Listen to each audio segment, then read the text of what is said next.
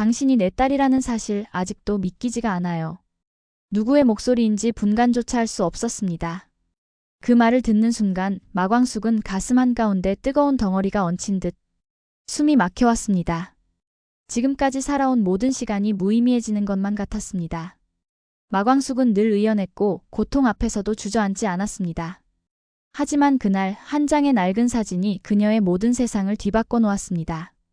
마광숙은 박정수 여사의 방에서 우연히 발견한 흑백 사진 속 인물들이 왜 자신에게 낯설지 않은지 처음엔 이해할 수 없었습니다. 단정하게 머리를 자른 남자, 눈이 웃는 여인, 그리고 그 사이에 서 있는 어린 여자아이. 그 사진을 핸드폰에 담아 방을 나설 때까지만 해도 그저 여사님이 애지중지 간직하던 추억일 뿐이라 여겼습니다. 하지만 그날 밤 공주실이 사진을 보며 중얼거린 말은 광숙의 마음을 흔들어 놓았습니다. 이거 내 아빠 젊었을 때네. 그런데 이 여자 박정수 아냐? 처음엔 웃어넘기려 했습니다. 공주실이 실수한 거라 생각했습니다. 하지만 그녀가 아버지 막건욱에 단정했던 시절을 이야기하며 떠올리는 장면들은 마광숙의 기억 속에 존재하지 않는 퍼즐 조각들이었습니다. 수염과 장발의 예술가로만 기억되는 아버지. 그런데 공주실은 그가 단정한 외모를 유지했던 시절을 분명하게 기억하고 있었습니다. 그리고 그 시절 그가 사랑했던 여인의 이름은 박정수였습니다. 마광숙은 박정수 여사를 떠올렸습니다. 자신을 향해 따뜻하면서도 이상하게 벽을 치던 시선. 무슨 이유에선지 그녀에게 인정받고 싶다는 감정이 자주 찾아왔던 그 모든 이유가 사진 속 한 장면으로 설명되어가는 듯했습니다. 광숙은 믿고 싶지 않았습니다. 아니, 믿는 것이 두려웠습니다. 만약 이 모든 것이 사실이라면 그럼 지금까지 자신을 키워온 공주실은 자신에게 아버지 이상의 존재였던 막건욱은 왜 아무 말 없이 이 진실을 숨겼을까요? 광숙은 수없이 생각했습니다. 그 사진을 박정수 여사에게 돌려주기 전 진실을 확인해야 했습니다. 누군가 입을 열기 전까지는 확신할 수 없었습니다. 그래서 공주실에게 다시 물었습니다. 박정수 여사와 막건욱, 그 둘 사이에 무슨 일이 있었냐고. 하지만 공주실은 단호하게 말을 아꼈습니다.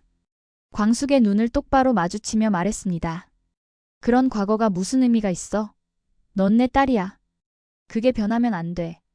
그 말을 듣는 순간 마광숙은 마음 깊은 곳에서 알 수 없는 상실감을 느꼈습니다.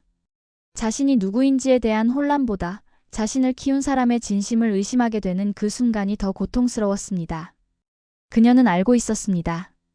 공주실은 단 한 번도 자신을 다르게 대하지 않았습니다. 그저 어릴 적부터 품어온 진심이, 사랑이, 정이 쌓이고 쌓여 지금의 관계를 만든 것입니다. 그런데 이제 와서 다른 사실이 밝혀진들 무엇이 바뀌겠습니까? 하지만 인간의 마음은 그렇게 단순하지 않았습니다. 박정수 여사의 방 앞에서 문틈으로 들려오는 오열은 마광숙의 귓가를 찢을 듯 때렸습니다. 그녀는 들을 수 있었습니다. 자신이 박정수의 친딸이라는 충격적인 고백을.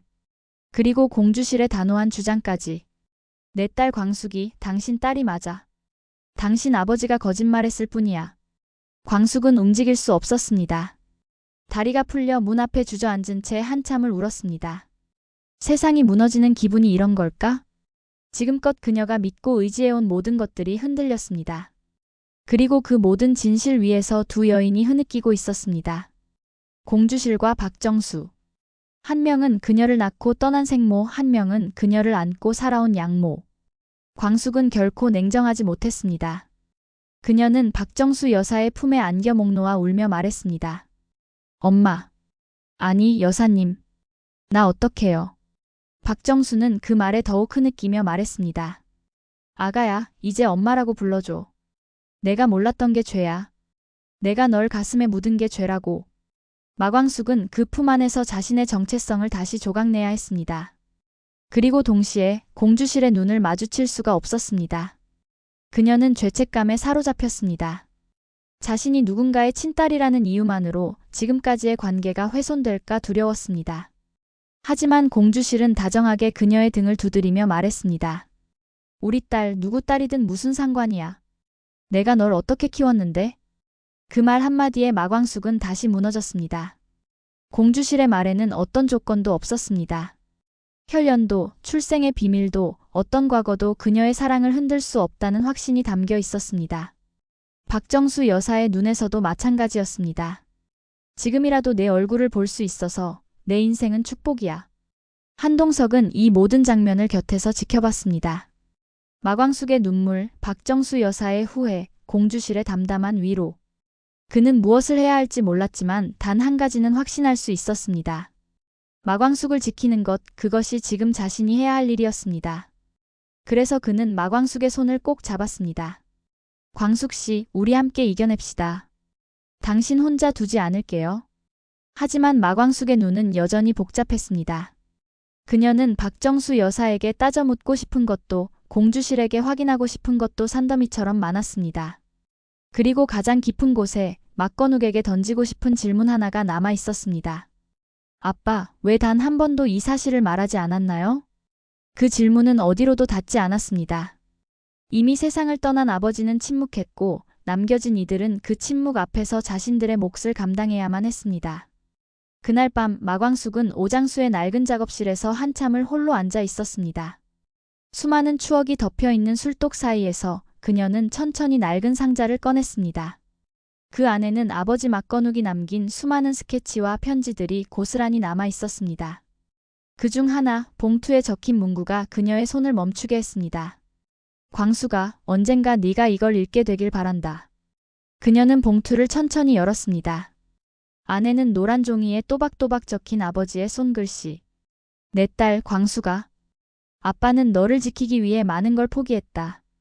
그리고 그중 하나가 너에게 진실을 말할 수 없었던 일이야. 편지는 그렇게 시작되고 있었습니다. 광숙의 눈에 눈물이 고였습니다.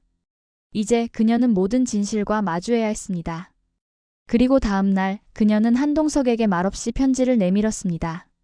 그 편지를 읽은 한동석은 잠시 눈을 감았습니다. 그리고 천천히 말했습니다. 이제 진짜 이야기가 시작되는 거네요. 오늘도 이야기가 즐거우셨다면 좋아요 꾹, 구독도 꾹 눌러주세요.